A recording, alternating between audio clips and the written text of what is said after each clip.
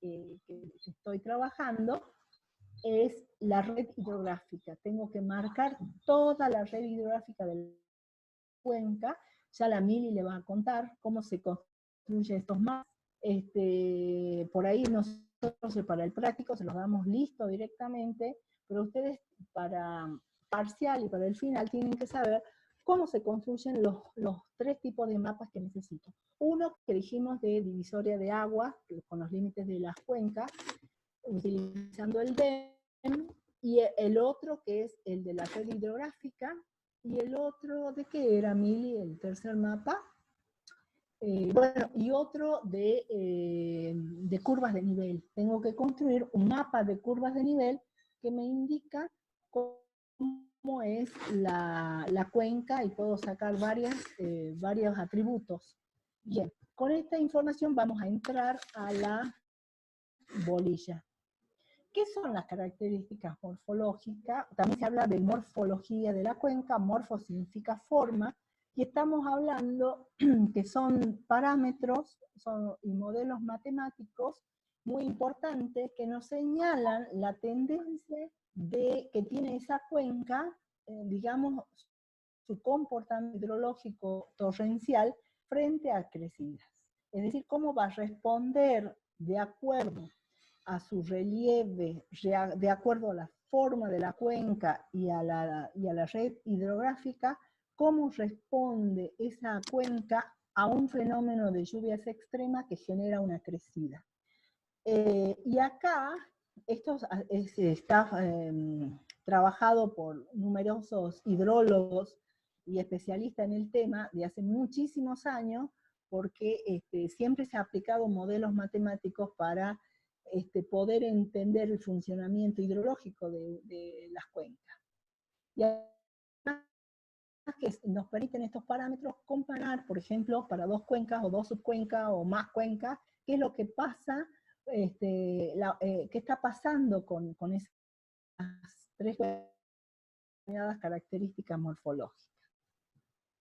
Bueno, una de las características es relacionadas a la forma que tiene esa cuenca, que permite relacionarlas en cuanto a la susceptibilidad que tiene esa cuenca a procesos de inundaciones o crecidas. Y acá me voy a detener 2 segundos a comentarles que no tienen en cuenta ni la vegetación, ni los usos del suelo, para calcular las características morfológicas. Simplemente utilizo mapa de red hidrográfica, mapa de divisorias de agua y el mapa de curvas de nivel. Con eso pues puedo sacar un montón de información de la cuenca. El análisis de los rasgos de la superficie se utilizan de manera sencilla y se interpretan cómo está funcionando esa cuenca, a qué se puede deber, cuál es su relación con la morfología, con la geomorfología de esa cuenca, qué puede estar, o con los tipos de suelo, qué puede estar pasando. Bueno, vamos a empezar, y además que es todo cuantificable, todo se hace utilizando modelos matemáticos. Bueno, vamos a empezar con los primeros, las características de forma. Bueno, tiene en cuenta uno de los factores que se saca, el factor de forma o factor de Gravelius. Este es uno de los hidrólogos de hace muchísimos años, que hablo de prácticamente 2 siglos que vino trabajando, y en esa época no había ni GPS, no había mapas, ellos tenían que construir en base a sus propios mapas que ellos generaban. Bueno, el factor de forma es una relación entre el ancho medio de la cuenca y la longitud axial de esa cuenca. Bueno, acá me voy a detener para explicar que las longitudes axiales para cada parámetro es diferente. Ustedes van a ver muchas longitudes, varios tipos de longitud de cuenca, y para cada tipo de factor, para cada modelo, tiene una interpretación diferente. Entonces, nos fijemos acá, ¿a qué le llama longitud axial? En este caso, para el factor forma, mide la longitud que se mide del curso de agua más largo desde la desembocadura hasta la cabecera más distante a lo largo de una línea recta. Es decir, que lo que hace el autor es tomar una simplificación de la realidad, que es, utiliza una línea recta, porque no tenían en ese momento las tecnologías como para seguir el curso de agua, el fluvial, completamente con el trazado que tiene.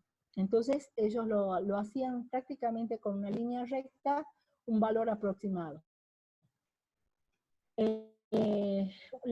Una cuenca con factor de forma de valores bajos está menos sujeta a crecidas que otra que tiene el mismo tamaño, pero con un factor de forma mayor.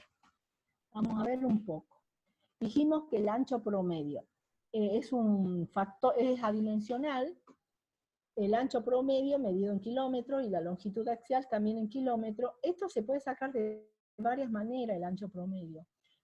Teniendo el dibujo de las divisorias de agua de la cuenca, puedo simplemente medir en 3 lugares, más ancho, menos, la parte más alta, la parte del medio y la parte baja, mido los anchos y saco un promedio. Ese es un método. Otra es haciendo muchas más mediciones y promediando, y la otra, o aplicando una fórmula. Cualquiera es válida. A mí me gusta promediar valores antes de usar la fórmula porque sé que es más real. Esta es la fórmula, es A sobre LA, siendo A la misma longitud axial. O sea, si yo hago A es la superficie de la cuenca sobre la longitud axial, es la fórmula de ancho promedio. Puedo hacerlo o hacer promediando varios anchos y tener ese valor. Las dos formas. Yo prefiero usar los valores reales y no la fórmula, porque, bueno, en esa época se usaba la fórmula, que era más piola porque no tenía las herramientas que tenemos actualmente. Bueno, entonces tenemos que valores altos, dijimos, si este valor me da un valor, este cociente me da un valor, ¿cómo era? Bajo, significa que tiene menos probabilidades de creciente, mientras que es un factor muy alto, vamos a estar en problemas. Bueno, es fácil de calcular, no tiene nada del otro mundo. El área de la cuenca lo saco utilizando el mapa de divisoria de agua, puedo obtener la superficie que ocupa esa cuenca.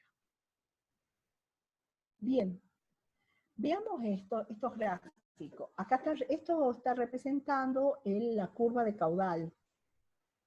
¿Cuál es el caudal? El caudal son los metros cúbicos, acá en la ordenada, metros cúbicos por segundo, y acá tengo el tiempo que tarda, digamos, en llevarse a cabo esas mediciones de caudal.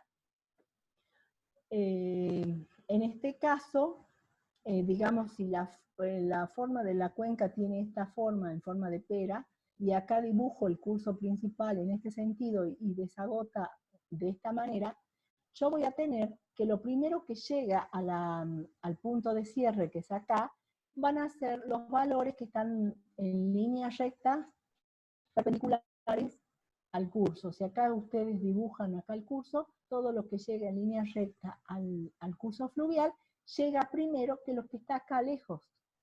Entonces, por eso se da que el pico de caudal está adelantado prácticamente, y al final llegan los caudales que están en esta otra parte, pero tienen una superficie de aporte menor. Entonces, por esto es que, por la forma de la cuenca, es que tengo esta forma de hidrograma. No sé si les queda claro qué es un hidrograma. El hidrograma es la representación gráfica de los caudales en función del tiempo. Y acá tengo el inicio de crecida, el pico de la crecida y el fin de crecida. Por lo tanto, yo tengo que ir midiendo todos cada cierto tiempo voy midiendo todos los valores y para construir esta curva. En este caso, que sería una cuenca diferente, totalmente inversa a la anterior, donde la parte más ancha está en cabecera y acá está el punto de cierre, yo tengo que, lo primero que llega son los que están próximos a la desembocadura, o sea, esto tiene valores bajos porque la superficie que ocupa es menor. y el pico de crecida va a estar atrasado con respecto al anterior porque la parte más ancha aporta el escurrimiento más tarde y en mayor cantidad porque tiene una mayor superficie. Por lo tanto, este pico de crecida está retardado respecto al anterior. Y en este otro, ya vamos a relacionarlo con el tiempo de concentración en 2 segundos. En este caso, que la forma de la cuenca tiene esto, que puede ocurrir que eso sea la realidad, tengo 2 picos de crecida, porque primero van a llegar los escurrimientos de esta parte de la cuenca y se produce este pico. Al final van a empezar a llegar lo aportado por este sector de la cuenca y ocurre este otro pico. Entonces voy a tener 2 picos de crecida más o menos parecidos de la misma magnitud. Bien, ahora lo vamos a relacionar con el tiempo de concentración. El tiempo de concentración es, como habían visto en el manejo de suelos, es el tiempo que tarda una gota de lluvia desde el punto más alejado de la cuenca en llegar hasta el punto de cierre. Lo que pasa es que cuando llega la gota que está en el punto más alejado, ya han llegado todas las gotas de toda la parte inferior y parte media de la cuenca. Por eso se produce la crecida, porque llegan todas juntas. Todas este pico. Entonces, en el gráfico, el tiempo de concentración te va a dar, si ustedes lo marcan, acá el inicio de crecida y el pico de crecida. Entonces, el tiempo de concentración en este hidrograma va a ir de acá. Si yo lo dibujo bien, ese valor de tiempo de concentración es mucho menor con respecto a este otro que está acá y va a ser hasta acá, ha transcurrido más tiempo, tiene un TC mayor que el primer gráfico. Eso significa que acá tarda más en llegar el pico de la crecida y acá se da muy rápido. En este caso, que son curvas achatadas, 2 curvas, voy a tener un primer tiempo de crecida, de concentración hasta acá, y después va a haber otro, digamos, de acá hasta este otro, va a ser un segundo tiempo. Bien, ¿se ha entendido esto? Vamos a ver la relación de forma de Horton, RF. RF, Horton la define como el área de la cuenca dividido la longitud axial. Bueno, ¿cómo define la longitud axial acá? La define como la máxima longitud medida desde la cabecera de la cuenca del curso más largo, también en línea recta, hasta el límite de la cuenca, al punto del cierre. O sea, tengo que tener dibujado el curso fluvial en el mapa y medir en línea recta también, es lo mismo que hace rato, la longitud axial. Bien, pero acá el ERF está elevado al cuadrado. Y Horton, a su vez, nos da esta tablita de interpretación, donde los ERF pueden asumir estos valores y acá tiene la forma de la cuenca. Veamos, con un ERF de 0,785 es una cuenca circular. A ver, yo voy a ir hasta un dibujo que tengo más adelante para explicarles. Perdón. A ver. Tengo que ver cómo hacer para dibujar. Bueno. A ver, esta. No.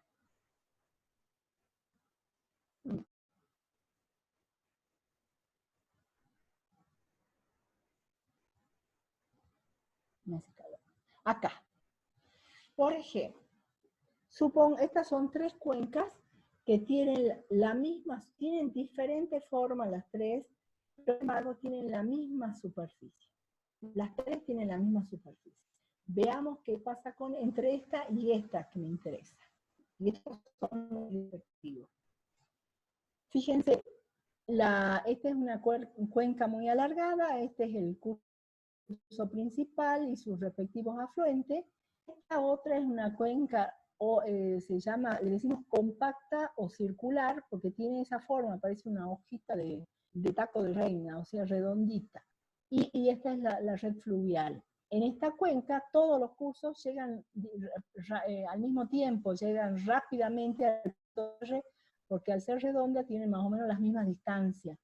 Entonces en esta cuenca, generalmente en la redonda o compacta, ocurre crecida, está más predispuesta a que ocurra crecida, porque llega todo rápidamente con un TC muy bajo, un tiempo de concentración muy bajo. En cambio, en esta otra que es alargada, esta parte del escurrimiento que está tan distante, tarda mucho más porque tiene que recorrer toda esta distancia muy larga hasta llegar al punto de cierre. Entonces esta curva va a tener un TC mucho mayor. Si yo lo tengo representado, por ejemplo, esta es la curva C, que es la curva compacta. ¿Por qué? Porque todos los caudales llegan rápido y con la misma distancia, entonces el TC acá es muy cortito. Entre inicio de crecida y pico de crecida es corto. Y acá la A, que es la cuenca alargada, fíjense, es amesetada. Es decir, tiene una crecida inicial que va a ser originada por los aportes de esta parte de la cuenca, no tiene un pico importante y después rápidamente desciende porque llegan estos caudales. Y entonces esta cuenca, por un lado, tiene un TC mucho mayor en tiempo, y a su vez tiene la ventaja de que no tiene pico de crecida, sino que es más bien achatada esa crecida. No voy a tener, por la forma que tiene, crecidas extraordinarias con respecto a esta otra que tiene la misma superficie. Y bueno, y la del medio tiene una forma, un diseño diferente, intermedio entre los dos. Bueno, a eso se refiere con cuenca redonda o cuenca compacta. Volvemos a la tablita no me acuerdo cómo se llama el autor de Eres, estamos viendo. A ver, volvamos. Uy, es largo esta bolilla. Ahí está. Dijimos que circular o compacta tiene el valor de RF de 0,75. Valor 1 es cuadrada con salida central por el medio. 0,5 es cuadrada con salida lateral, es decir, el río se discurre por uno de los costados de la cuenca. Y menor que 1 es rectangular. Entonces usted me va a decir, pero 0,78 no. Bueno, acá está puesto como menor que 1, pero más grande que 0,785. Entonces cuando tiene este valor, es rectangular.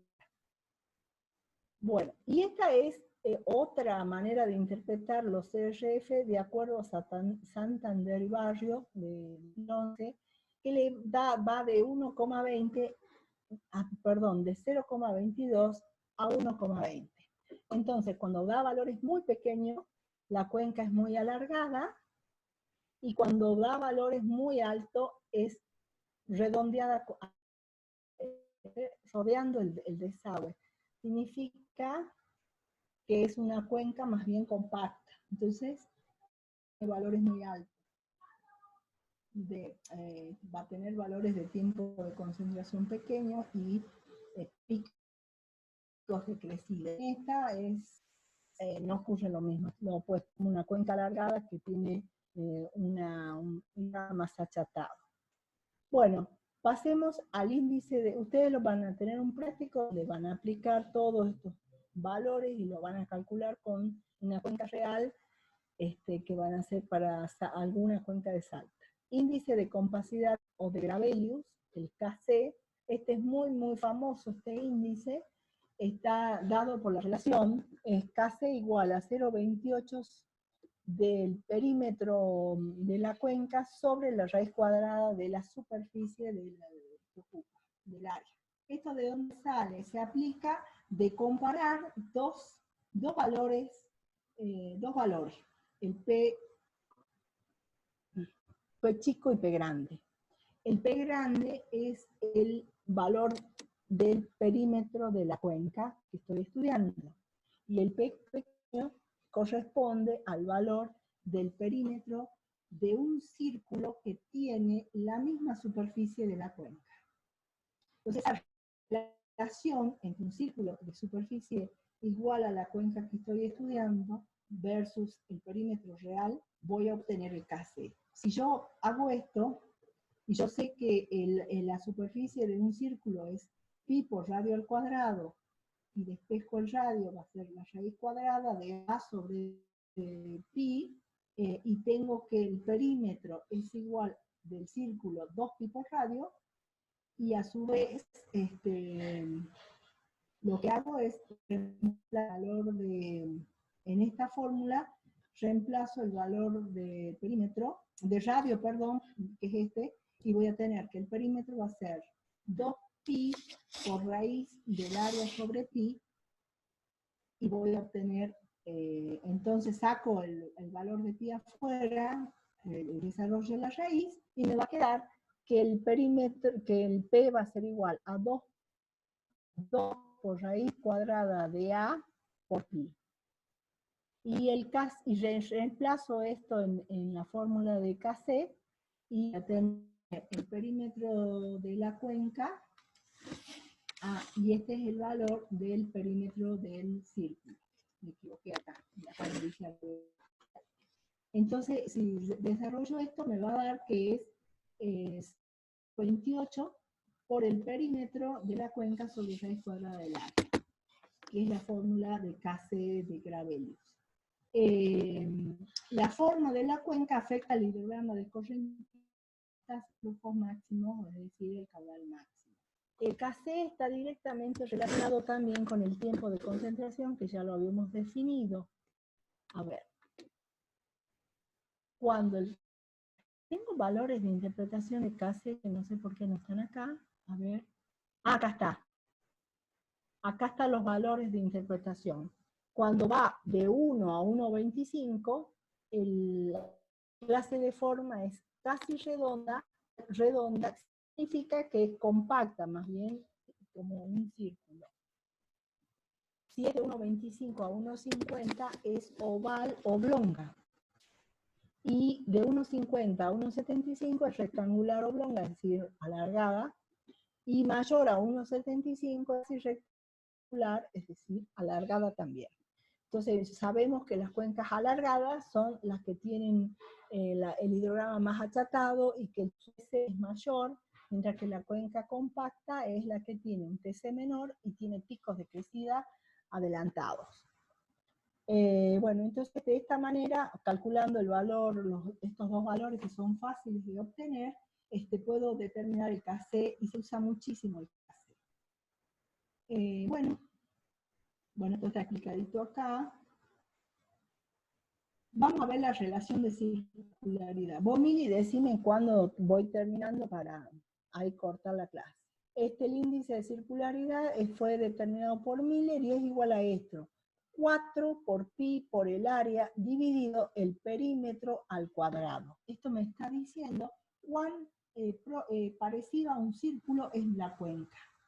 Entonces, cuando me da que el valor de C me da 1, muy parecido a 1, decimos que tiene forma compacta o de círculo.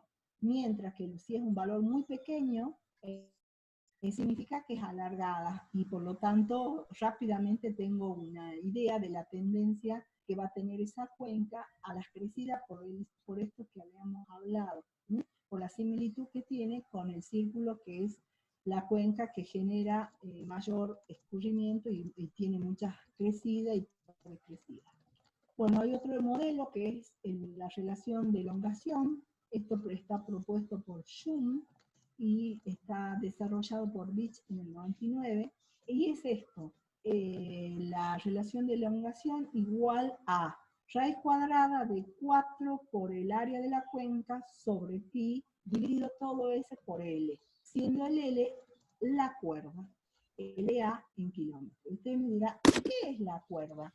La cuerda es una distancia que se usa con un hilo. O sea, yo dibujo mi cuenca, la tengo en una determinada escala, y marco desde el punto de cierre hasta el punto más extremo, utilizando esa cuerda, ese hilo.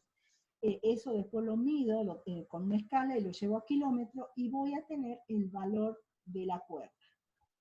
Silvia, perdón que interrumpa. Unos alumnos dicen si podés hablar, si podés subir un poquito el volumen de tu compu, para que se escuche un poco ¿Cómo más hago eso? fuerte.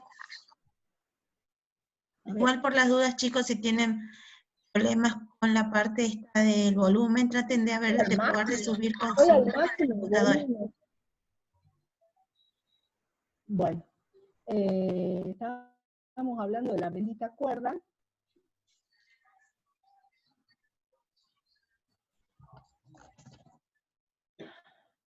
Bueno, esto, la relación de elongación se definió como el cociente entre el diámetro de un círculo de la misma área que la cuenca y la mayor longitud de ella en L, paralela al cauce principal, que es la que definimos como el cauce, la cuerda. La cuerda es un valor muy parecido al L axial, la longitud axial que habíamos mencionado en los dos primeros.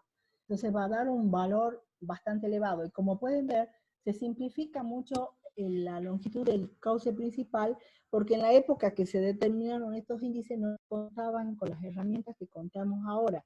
Ahora podemos tener exactamente el valor de la longitud de un cauce, porque lo medimos con un SIC, es mucho más rápido y más fácil y más exacto. Pero en esa época se aproximaba con valores en líneas rectas.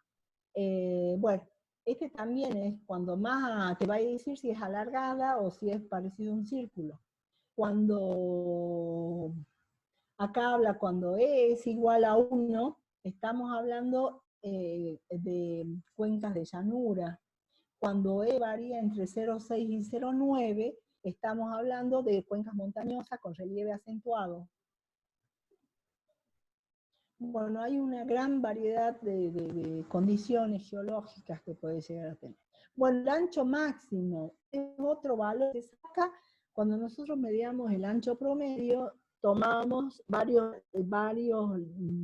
datos de ancho de la cuenca. En este caso solo elijo el más ancho. Visualmente selecciono la cuenca y veo la parte más ancha y la mido. Sí, pruebo varias veces y elijo el valor mayor. Bien, ese es un que se usa bastante, esto, ¿no?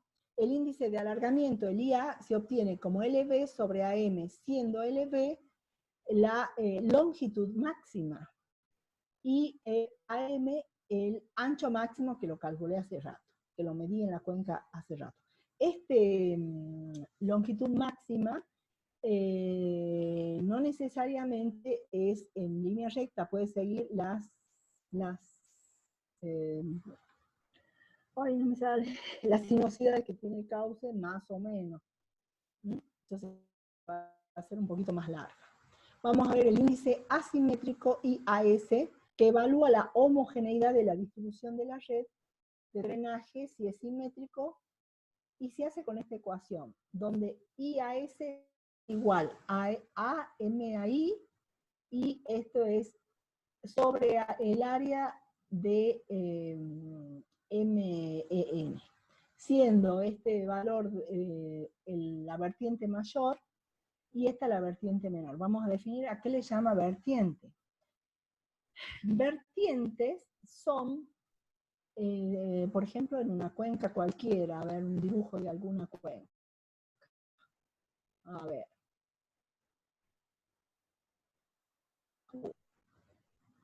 Tenemos dos vertientes. Por ejemplo, en esta cuenca.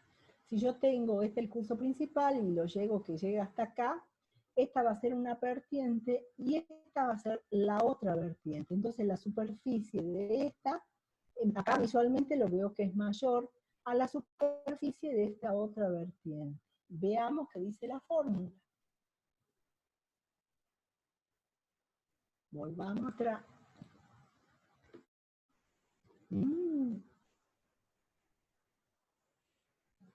Ya seguro se corta. Esta es la vertiente mayor o la que tiene más superficie dividido la vertiente menor y me va a dar cuán simétrica es la cuenca. Entonces dice, a mayor índice, mayor a la unidad presenta un aumento de la descarga hídrica a una de las vertientes debido a la escorrentía superficial alta. Este valor toma valores bajos en cuencas montañosas y alto en cuencas llanas o cuencas de llanura. Bueno,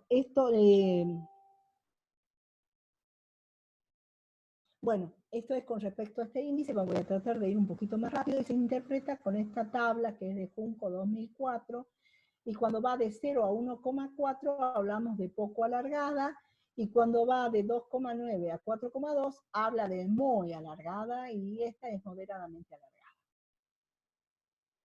Índice de lemniscata, LE. La lemniscata es una forma especial de la cuenca.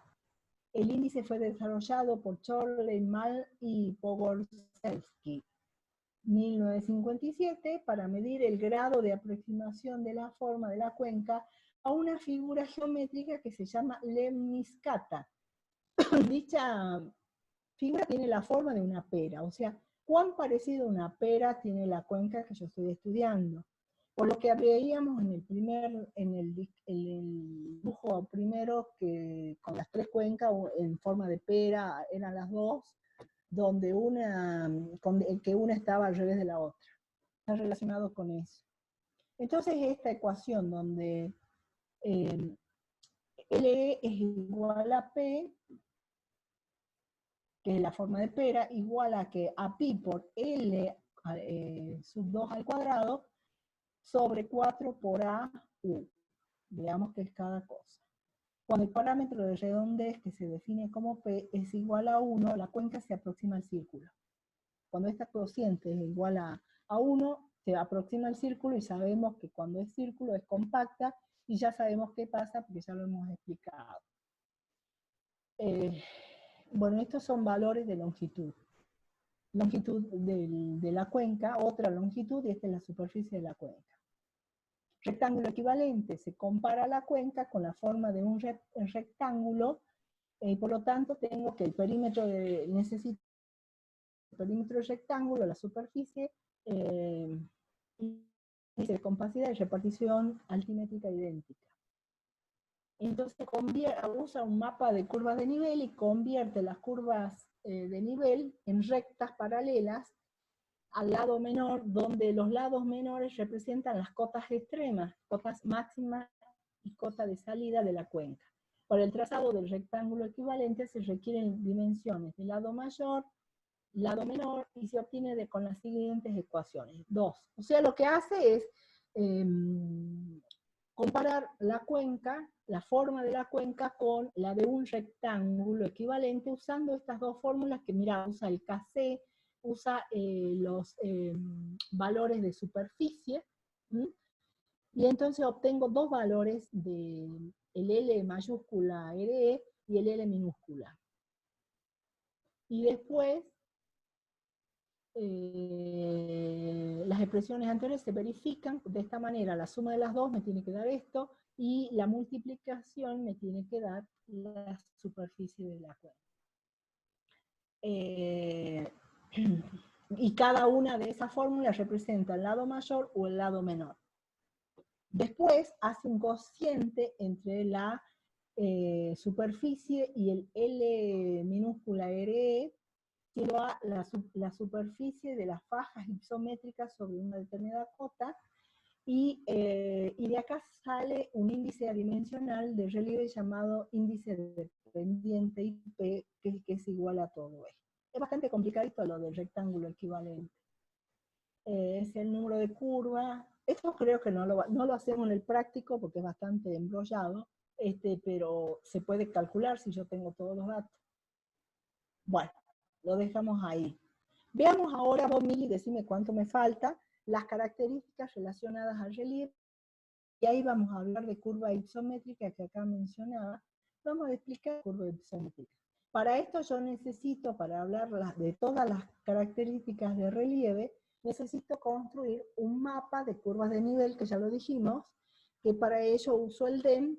Yo voy a determinar la distancia entre curvas de nivel, y siempre voy a necesitar la superficie que ocupa las fajas comprendida entre dos curvas de nivel. Eso lo hago con un GIS, con un SIG, y puedo tener todos esos valores.